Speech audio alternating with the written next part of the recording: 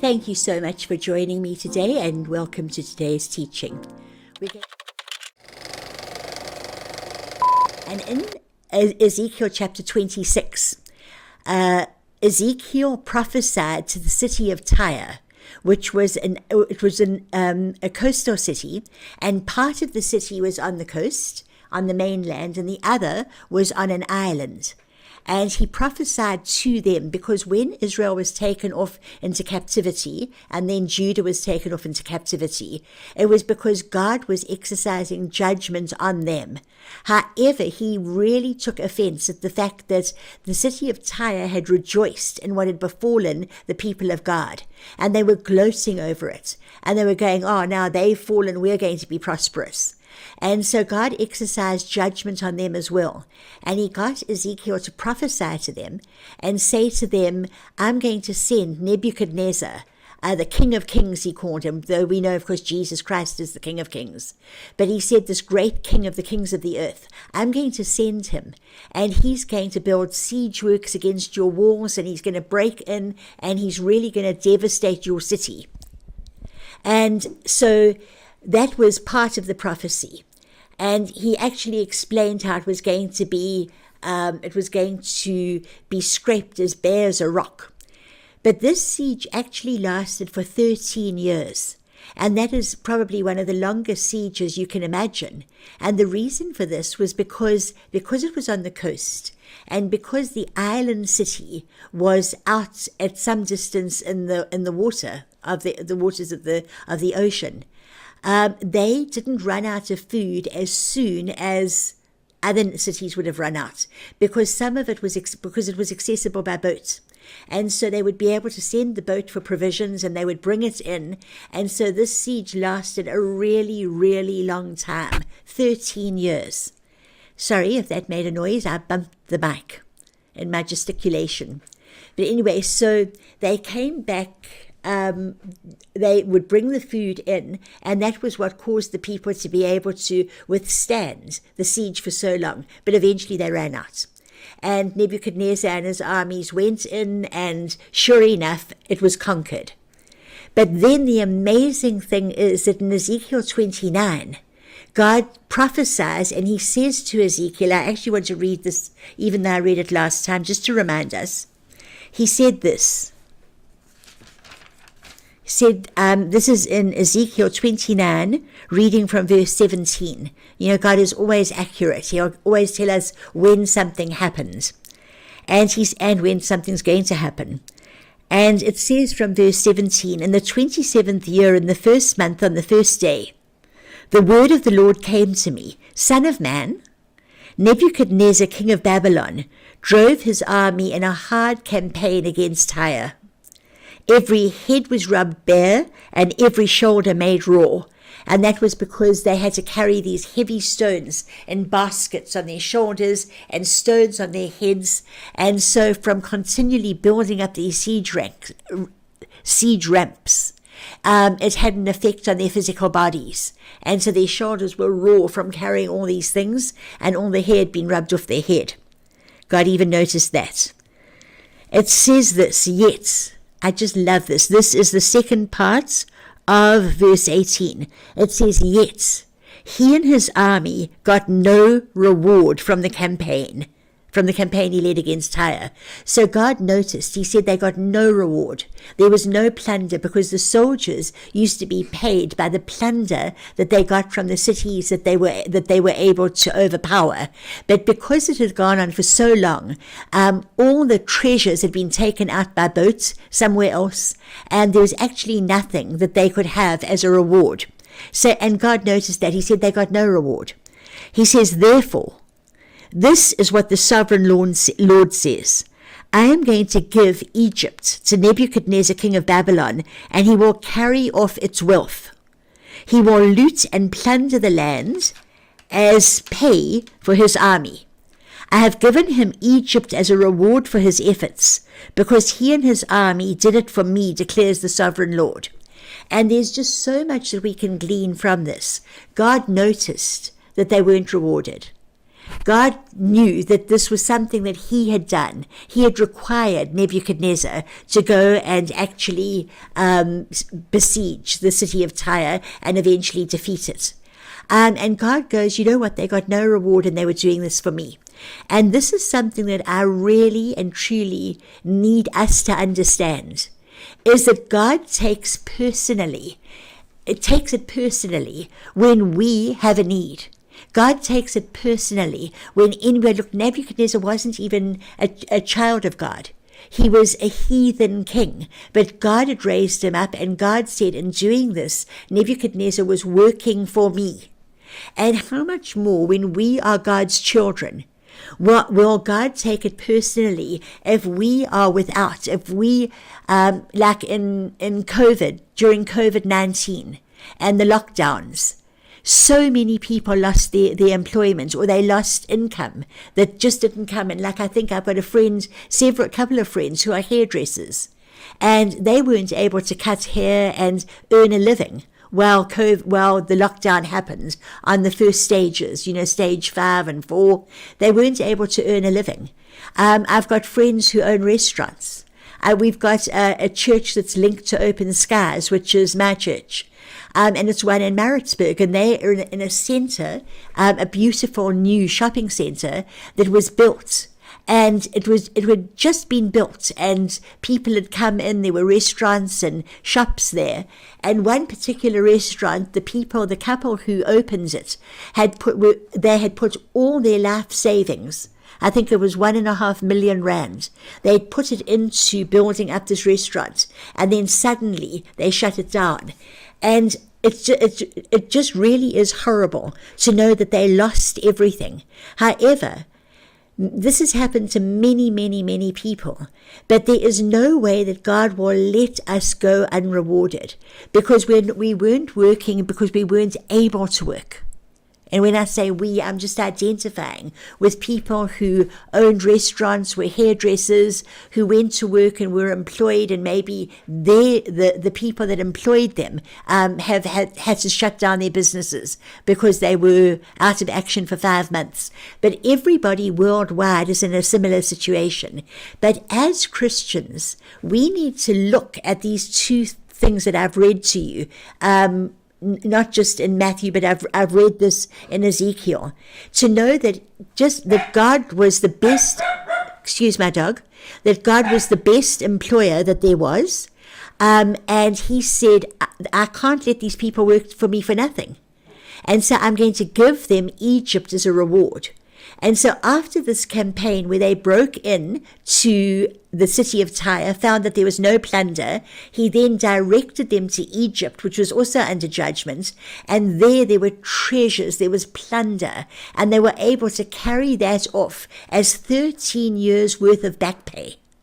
And this is just amazing to me, because sometimes, and if we could just believe this, sometimes God doesn't give us our reward when we feel we should get it.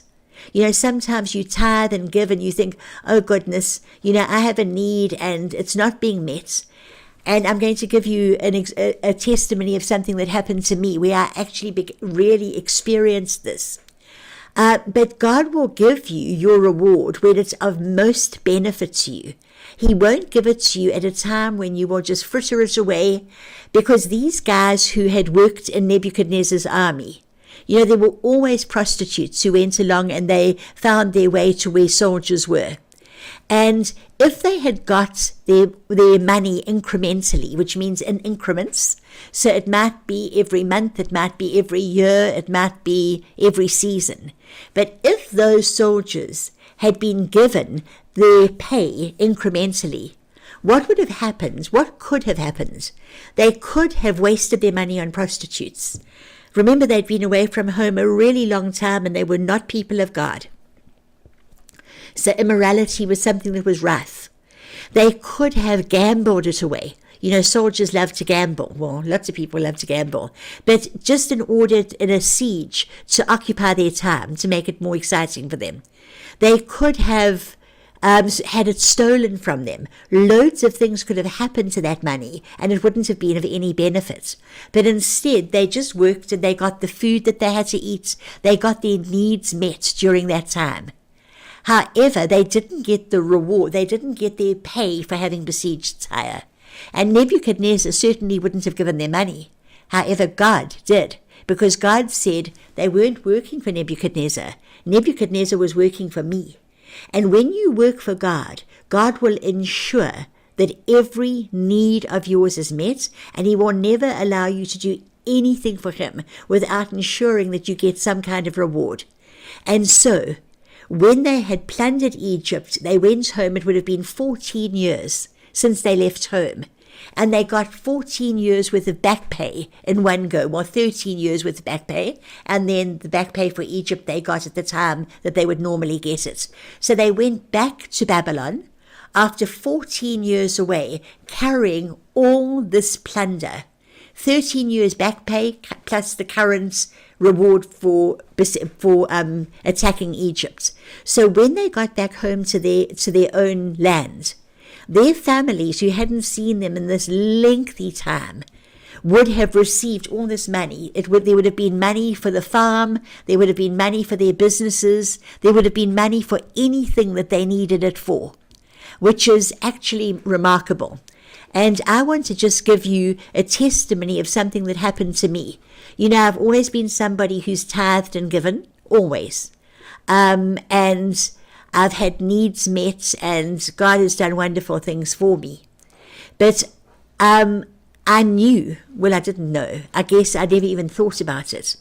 But I think that I had probably given lots that I hadn't seen a reward in direct proportion to what I'd given. Not that I ever thought about that, because I don't want to be like the person I spoke about a couple of weeks ago in Psalm 17, verse 14. It talks about men of this world whose reward is in this life.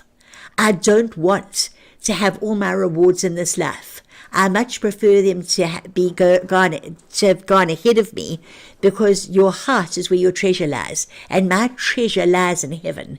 So I would rather be rewarded there than here. However, I definitely know that there were rewards that God had kept stored up for me. And that's dear little Pollyanna, barking her head off. But anyway, I knew that there were rewards that were due to me, but it didn't even occur to me. I thought maybe I'll get it in heaven. However, I had bought the first house that I'd owned since I'd been a Christian. I'd bought it, and it was an old house that somebody had started to build for cash to add an extension, but in the meantime something had happened and he'd stopped. So I'd bought the house incredibly inexpensively. It's in Cowie's Hill, which is an area that is an expensive area to live in, and yet I had bought this 3-bedroomed house with an extension and a swimming pool and half an acre of land for 193,000 rand. And this was in 1998, and at that time that could barely buy you a 1-bedroom flat. So I'd bought it for that, and then had to borrow 100,000 rand from the bank. So all in all, it was 300,000. And eventually sold it when I moved to the place I'm in now for 1.5 million. So just getting that house, which needed to be completed, was part of the reward. But I looked around the house and I realized that I really didn't have things. They had built a kitchen with a big alcove for a big double-door fridge, and I didn't have anything like that. I'd been living in a place that had a built-in stove. I didn't have a stove. And there were so many things I didn't have. And I was thinking, okay, I'll make do. Where there's this alcove, I'll put in a pot plant. Where there's this, I'll do such and such, because it was no problem whatsoever. But on the day that I was due to move in, I'd come in the morning and was looking as the few things I had were unpacked. I heard singing out in the streets, and the house was below the road. And I looked up, and there was a furniture van that was parked there. And it was a Hirsch's van, and that's one of our better furniture places. And they began to carry in furniture. They brought in a big double-door fridge, which they put in the alcove. They brought in a dishwasher, which I'd never had, a washing machine, a tumble dryer, an oven, and a hob. They brought in absolutely everything I could possibly need electrically and put it in place. Somebody had taken me shopping and said, I really want you to buy the kind of couches you would like. Somebody else bought me a beautiful bed. And I can only say that I just stood there and I was completely and utterly blown away. I just wanted to weep with gratitude. And I love to tell this testimony because it's something that I will never forget. Just the way in which every last thing was done. I had never had new curtains. New curtains were put throughout my house. There were many things that I had never had that were given to me at that time. And I knew that all of these, although God used people, I knew all of these were God giving me the rewards that had been stored up for me.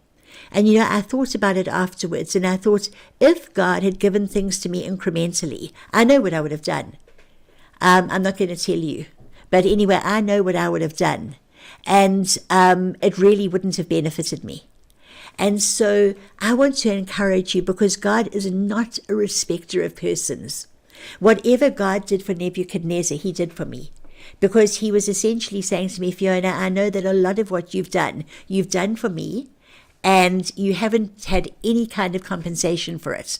But don't worry, I've had it all stored up, and this is your current harvest. And it was just poured out. And I've seen God do things like this for me and for others. And I really want to encourage you. God has absolutely no favorites. We are all his children. And just the other day, I was listening to somebody or watching somebody on TBN, I believe.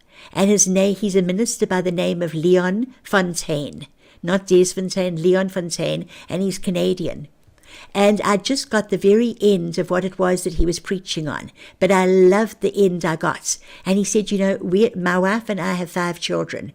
And he said, when we sit down to a meal, if we're going to sit down to a lovely steak meal, I don't take 4 of my children and put them here and give them steak and tell one to sit over there and I'll give him a hot dog.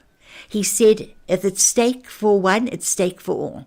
He said, when we take them shopping for new clothes, he said, I don't take 3 of them. I think he said 4, but I'm going to say 3. Don't take 3 of them here and buy them really nice clothes. And for my wife and I, and over there's some that I've just go, no, you're just going to get hand-me-downs. And that really struck my heart. Because sometimes we think that's just for you. It's okay, Fiona, it's in the Bible, but I can believe that for other people, and I believe it happened for you, but I can't believe it's going to happen for me. But you know what? This is where you have to believe it.